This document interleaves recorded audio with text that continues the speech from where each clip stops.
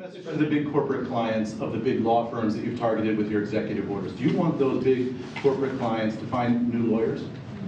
I just think that the law firms have to behave themselves, and we've proven that. We have others that want to make a settlement also. They, having to do with the election and other things, they behave very badly, very wrongly, and I appreciate the one, you know, these are the biggest firms, and they all came back realizing that they did wrong, and that's why they're doing this. So I just think they have to behave. We have to straighten out our country. We have to straighten out our elections. Our elections are very dishonest, very corrupt, and we have to straighten it out. And it's so easy to do it. And we should go to paper ballots.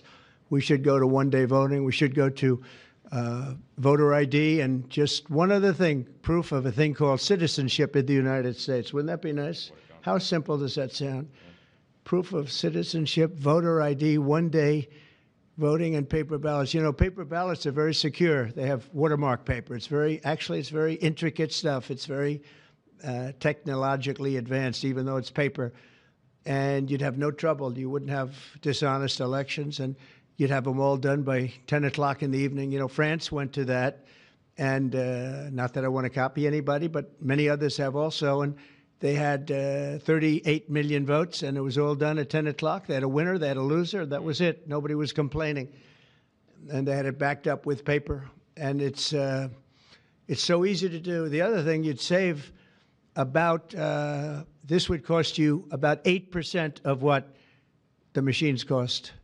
So the paper would be much less expensive. So if you're looking to save some money, that's a good way to save it. So it's a shame that we've gone through it. We've gone through a bad election, really bad election. The election was so bad. And think of it. You wouldn't have had the October 7th disaster with Israel.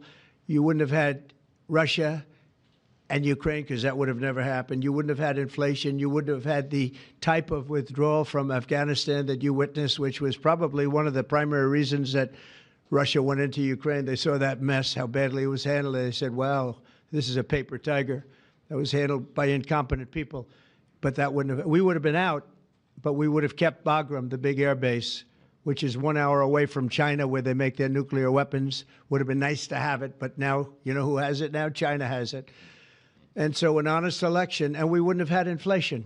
You know, you had the record-setting inflation. We wouldn't have had inflation.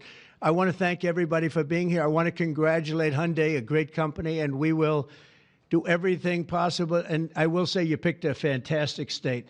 You really with tremendous people and tremendous leaders. And Speaker, I want to thank you for doing a great job. You and Steve, thank you very much. Appreciate it, Steve. Thank you very much.